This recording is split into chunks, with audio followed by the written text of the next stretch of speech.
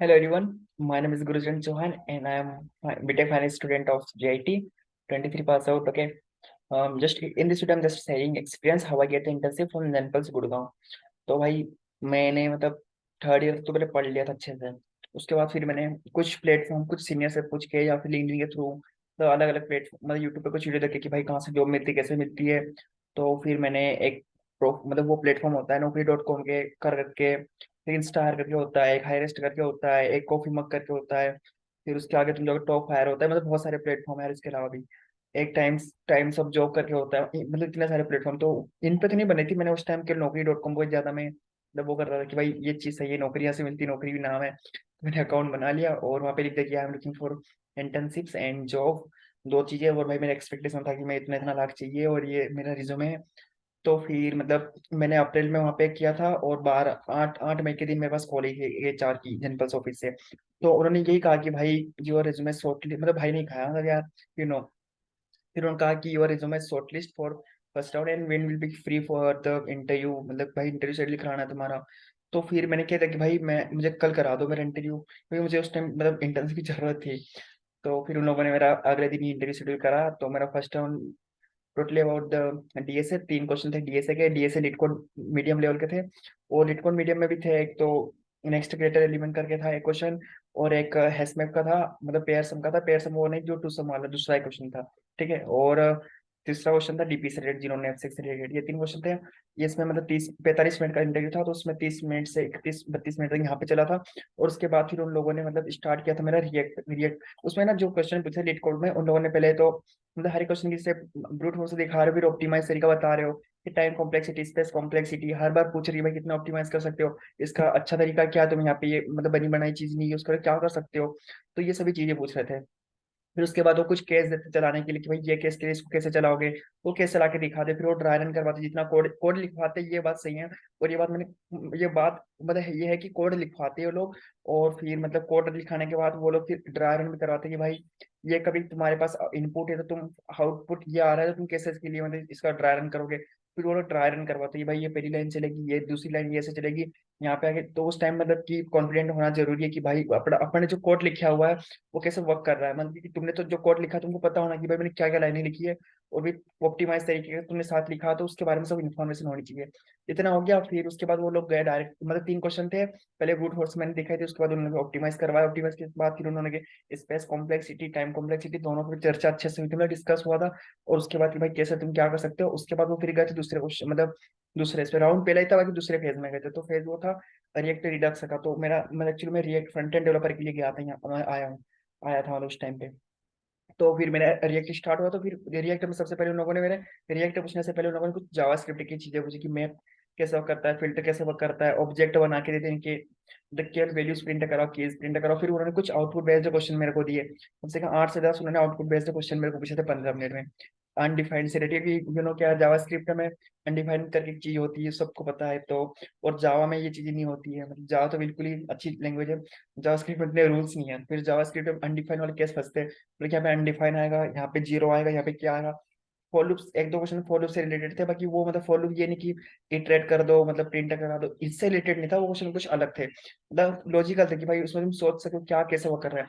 उसके बाद फिर वो लोग डायरेक्ट प्रोमिसेस पे गए कि प्रोमिसेस कैसे वो करता है, रिजोल्व रिजेक्ट, मतलब एपीआई कॉल करनी है, मतलब कैसे होगी ये हो गया। फिर उन्होंने इतना क्वेश्चन पूछने के बाद फिर रिएक्ट पे, उसी राउंड में फिर रिएक्ट पे गए थे आखिरी के 5 मिनट। तो फिर 45 मिनट का था, तो आखिरी के 5 मिनट इन लोगों ने मतलब मेरे से पूछा था रिएक्ट के बारे में कि भाई रिएक्ट क्या है। तो सबसे पहले नॉर्मली रिएक्ट है क्या। उसके बाद फिर ये लोग आगे गए, तो फिर उन्होंने डायरेक्ट स्टार्ट किया यूज इफेक्ट कब रेंडर मतलब कब चलता है, मतलब जैसे ही मतलब क्या उसकी प्रोसेस है कि क्यों यूज होता है, इसकी डिपेंडेंसीज क्या होती है, डिपेंडेंसी पास नहीं करेंगे तो क्या होगा। ये इतना हो गया। फिर उन्होंने बोला कि कस्टम हुक्स और मतलब बने बनाए हुक में क्या डिफरेंस है, कस्टम हुक क्यों बनाने होते हैं, मतलब नीड क्या है इनकी। मतलब इंटरव्यू मेरा हिंदी इंग्लिश दोनों में चला था, it's not completely in English but मतलब दोनों चीजें कि भाई तुम हिंदी इंग्लिश में बोल सकते हो, मतलब मेरा इंटरव्यू ऐसा था बट बाकी का पता नहीं।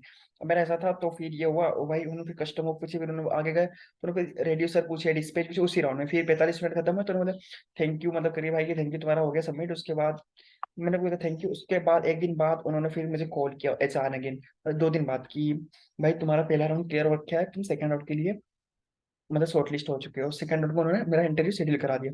और दूसरा राउंड जैसे ही मेरा शेड्यूल हुआ तो दूसरे राउंड में फिर मतलब कि यहाँ पे टेक लीड थे जो हमारे उन्होंने लिया था। तो फिर उन्होंने फिर मेरे से पूछे थे मतलब कि पहले तो डीएसए वो भी गए, तो उन्होंने एक स्टैंड क्वेश्चन पूछा जो मुझे पहले राउंड में पूछा था। उसके अलावा उन्होंने फिर एक मतलब हैश सेट क्वेश्चन पूछा था, नॉर्मल था, मतलब मिसिंग नंबर का था, तो वो फाइंड करना था, हो गया। और एक बाय स्टॉक सेल्फ 3 वाला या 2 वाला था, तो वो क्वेश्चन 3 थे ये जैसे हुआ, फिर वो वापस फिर गए थे मतलब रिएक्ट के अंदर, रिएक्ट टेस्ट में। तो उन्होंने फिर जब वो जो सेकंड राउंड था, उन्होंने मेरा रिज्यूमे साथ में रख लिया था, मतलब अपने क्रॉप में एक विंडो की साइड में ओपन करके कि भाई टैब में, मतलब समझ रहे हो ना मतलब क्या बोल रहा हूँ, ठीक है। तो फिर वहां पे रिज्यूमे में देखते हैं कि बंदे ने क्या क्या चीजें ऐड करी, क्या है कि क्या सही है। तो जितने स्किल्स ऐड कर रहे हो, मतलब कभी तुम भी, मतलब मैं वही जो first year second year third year final जो भी हो, जो मतलब कि तुम रिज्यूमे बना रहे हो, तो वही चीजें तुम्हारे रिज्यूमे ऐड करो जो तुमको एटलीस्ट अच्छे से आती हो। ये नहीं कि यार 2 दिन तुमने फ्लटर पढ़ ली ऐड कर दी, एक दिन मतलब ये पढ़ लिया वो ऐड कर दी, 4 दिन 2 दिन जेंगो पढ़ लिया ऐड कर दिया, मतलब ये चीजें मत पढ़ो, ऐसी मत चीजें करो। तो तुमने जो चीजें मतलब कॉन्फिडेंट हो कि यार इसमें मेरे से जितना भी चीजें कुछ भी पूछ ले वो नहीं, बाकी मतलब मोस्टली जो भी पूछेगा मैं बता दूंगा। ये नहीं कि यार मतलब एक दिन पढ़ लो वीडियो कुछ देख लो यूट्यूब पे और अगले दिन इसको रिज्यूमे आके ऐड करो, ये मतलब मत करियो, मतलब ये प्रॉब्लम हो सकता है। ठीक है, तो मैंने तो ऐसा काम नहीं किया था, मैं यही बता दूं। फिर उन्होंने मेरे रिज्यूमे 2 प्रोजेक्ट 3 प्रोजेक्ट थे उस टाइम पे, तो एक मेरा था कैमरा का, मैंने जावास्क्रिप्ट से बनाया था, और एक दूसरा था रिएक्ट टाइप था, और एक स्क्रैपिंग से रिलेटेड था। ऐसा तो बहुत सारे थे, एचटीएमएल से, बट यू नो क्या एचटीएमएल से कितनी बखत नहीं है दुनिया में। तो फिर वो लोग आगे गए, तो फिर उन्होंने रिएक्ट में पूछा कि भाई ये कोड तुमने मतलब कैसे लिखा, क्या करा, यूज फिर क्यों लिखा। फिर उन्होंने बोला कि एक्सियोस का क्या यूज है, एक्सियोस क्या है, ये क्यों यूज करना होती है। गेट पोस्ट पे गए क्योंकि हमने कॉल करी थी वहाँ पे एपीआई को, मतलब डेटा गेट करने के लिए एपीआई मेरे पास बनी थी, जहाँ से मैंने मूवीज का डेटा निकाला था एज ऑब्जेक्ट, आरएफ ऑब्जेक्ट। फिर आरएफ में पे इटरेट करके केवल मूवीज दिखाई थी, मतलब वो तो मेरे लिंक मतलब लिंक्डइन वगैरह पे डाला हुआ है यार, बहुत पहले डाला था। वो सब चीजें मिल जाएगी, ठीक है। उसके अलावा फिर ये इन्होंने पूछा, फिर वो कोड का देखा कि यार ये कोड में ये क्लास कंपोनेंट कैसे बनता है, क्लास कंपोनेंट बना के दिखाओ। क्लास कंपोनेंट बनाया, उसको रेंडर कर मतलब रेंडर करो एक दो जगह कर दिया, सिंपल था। फिर उन्होंने बोला फंक्शन कंपोनेंट वो हो गया, फिर उन लोग फिर आगे गए, तो बोला कि रिडक्स क्या होता है, रिडक्स क्यों यूज होता है, स्टेट मैनेजमेंट जो कि होता है। बोला रिडक्स मतलब क्या है, मतलब कैसे वर्क करता है, इसका यूज नहीं करेंगे तो क्या होगा। तो उस टाइम इतना मतलब इसके बारे में डीप में तो नहीं नॉलेज था, इतना पता कि स्टेट मैनेजमेंट, तो मैंने कहा sir I am just knowing about only कि भाई ये स्टेट मैनेजमेंट करता है, बाकी इसका ज्यादा मुझे ध्यान नहीं है। तो उस टाइम मुझे इतना पता था कि स्टेट मैनेजमेंट करता है, फिर बता दिया कि भाई स्टेट कैसे मैनेज करता है। रेड्यूसर से हम हुक से डेटा निकालते हैं, रेड्यूसर की और डिस्पैच की सहायता मतलब हेल्प से हम रेड्यूसर के अंदर उसमें डेटा फेच कर देते हैं, मतलब डाल देते हैं रिडक्स के अंदर जो हम बनाते हैं उसका में, ठीक है। तो हमारे इंस्पेक्टर करते हैं वहाँ पे, रिडक्स का एक टूल होता है due tool, Redux due tool, तो वहाँ पे हम देख सकते हैं हमारी स्टेट्स में डेटा किस टाइप का पड़ा है, मतलब वो तो आप समझ ही सकते हो। मतलब देखा होगा कभी जिसने भी रिएक्ट पढ़ी रिडक्स पढ़ी उसको पता होगा क्या चीज होती है। उसके अलावा फिर ये इतना हुआ, फिर मतलब ये 45 मिनट का था, तो इतनी चीजें हो गई, फिर ये राउंड क्लियर हो गया। फिर उसके 2 दिन बाद मेरा उस टाइम एग्जाम भी चल रहा था, थर्ड ईयर का छठे सेम का, तो वो भी चल रहा था साथ में। फिर उसके बाद मेरे पास 2 दिन बाद एक मेल आता है कि भाई मतलब कि तुम्हारा दूसरा राउंड भी क्लियर हो गया, तीसरे के लिए तुम रेडी हो जाओ, मतलब कि तुम्हारा इस दिन है, मतलब रेडी से मतलब ये नहीं कि मतलब है तुम्हारा। फिर तीसरा राउंड मेरा हुआ, मतलब वही, तो वो फिर मेरे यहाँ के मतलब जो भी थे, मतलब मैं नाम नहीं बताऊंगा, तो यहाँ फिर मेरा तीसरा राउंड हुआ था। तो फिर तीसरा राउंड जो हुआ वो फिर मेरा लीड कोड मीडियम का ही था, उसमें उन्होंने उन्होंने 2 लीड कोड मीडियम के पूछे थे, और उन्होंने फिर बैकएंड की एक दो चीजें नॉर्मल से पूछी थी कि यार मल्टर क्या होता है, एपीआई क्या कैसे बनानी होती है, रिस्पॉन्स जेसन फॉर्मेट, ये डेटा वेटा, मतलब ये बस सेंड मैसेज। वो केवल 30 मिनट का था, ये क्लियर हुआ। फिर उन्होंने बोला कि तुम्हारे 3 राउंड क्लियर हो चुके हैं, मतलब कि तुमको हम ऑपरेटर दे रहे हैं। तो फिर बात हुई, फिर बोले कि कब ज्वाइन कर सकते हो, तो date time was like given the exam of 6th, so I am saying ma'am अभी तो मैं नहीं ज्वाइन कर पाऊंगा, बट जून में, in the June I will B free and I can join on the 6th जून। तो फिर मैं 4 जून को, मतलब 2 जून को खत्म एग्जाम हुई थी, उसके बाद एक 2 दिन प्रैक्टिकल चले थे, 2 दिन प्रैक्टिकल हुए, और 4 जून को I will go for Gurgaon. And अभी आज भी मैं गुड़गांव से ये इंटरव्यू का जो एक्सपीरियंस शेयर कर रहा हूँ। अभी मैं गुड़गांव के एक रूम में ही बैठा हूँ जहाँ मैं रहता हूँ पीजी में, वहीं से दे रहा हूँ, थैंक यू। और अब मैं इसके लिए मतलब मेरे रिसोर्स से बता रहा हूँ कि मैंने कहाँ से पढ़ा था। तो भाई मैंने फर्स्ट ईयर तो सिविल इंजीनियरिंग से की थी, सबको पता है जो भी मेरे साथ के मेरे जो भी मुझे जानते हैं। और सेकेंड ईयर फिर मैंने आईटी की ब्रांच ली थी, आईटी ब्रांच लेते ही मैंने मतलब सोच लिया था कि यार आईटी में जब हम आए हैं तो हमको सब जितनी भी कोडिंग है जो भी करना होता है, मतलब कि सीनियर्स के कांटेक्ट में रहना एक अच्छी बात है। मैं जितने भी मेरे सीनियर्स थे उस टाइम, सीएस के सीनियर्स लाइक मेरे लिए नए थे, बाकी फर्स्ट ईयर में तो मैं सिविल से था। तो फिर मेरे लग रहा था भाई जो सीनियर्स ठीक है, जिनसे पूछना चाहिए गाइड, जो मुझे कर सकते हैं, क्या चीजें पढ़नी चाहिए, क्या कहाँ से नॉलेज लेनी चाहिए। तो सीनियर्स ने कहीं ना कहीं अच्छी हेल्प करी थी, मैं सबसे पूछते रहता कि सर क्या पढ़ना चाहिए।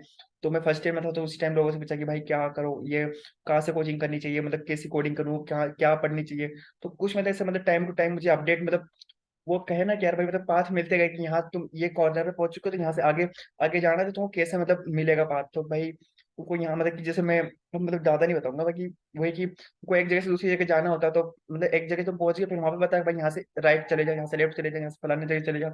तो ऐसे मतलब टाइम टाइम टू टाइम मैं मतलब सीनियर से अपडेट रहता था, और जो लिंक्डइन पे मुझे लगता है कि यार बंदे अच्छे कंपनी में, तगड़ी कंपनी में है, तो इनसे भी ज्ञान लेना चाहिए, पूछना चाहिए, तो उनसे वो मैं मतलब कनेक्शन रिक्वेस्ट भेज के नोट के साथ फिर उनसे बात करता हूँ कि भैया मतलब मुझे क्या सीखना चाहिए। फिर किसी ने जब धीरे धीरे आगे बढ़ा तो फिर कुछ टेलीग्राम्स थे जहाँ पे मैंने ज्वाइन किए थे, जो मतलब अच्छी गाइडेंस देते थे। एक दो टेलीग्राम चैनल अच्छे थे, एक हर्षद गोयल करके भैया थे, उनके चैनल अच्छे थे। उसके अलावा भी एक दो अच्छे थे मतलब टेलीग्राम चैनल, जहाँ से मतलब अच्छी चीज तुम ये पूछ सकते हो भाई क्या पढ़ना चाहिए क्या नहीं पढ़ना चाहिए, अभी ट्रेंडिंग में क्या है।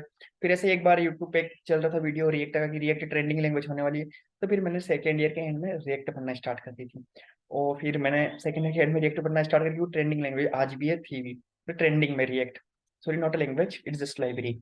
मतलब रिएक्ट के बारे में मैंने कर दिया। और उसके बाद फिर मैंने पेप कोडिंग का कोर्स ज्वाइन कर लिया था। मैंने पेप कोडिंग का कोर्स इसलिए नहीं ज्वाइन किया था कि मतलब ज्वाइन करने का मतलब मेन मोटिव ये था क्योंकि मैं सिविल ब्रांच से था, और हाँ से मेरा रोल नंबर जो था सिविल आज भी लिखा लिखा होता है कि 005C10810130 जो भी होता है। ठीक है, अब मेरा सीई वहाँ पे आता, मुझे प्रॉब्लम था कि कुछ लोगों ने डरा भी रखा था कि भाई तू सिविल से तेरे को जॉब नहीं मिलेगी, मतलब डर लगता है ना। तो फिर इनका पेपर कोडिंग का ले लूंगा तो यहाँ पे मतलब प्लेसमेंट गारंटी है, जॉब मिल जाएगी।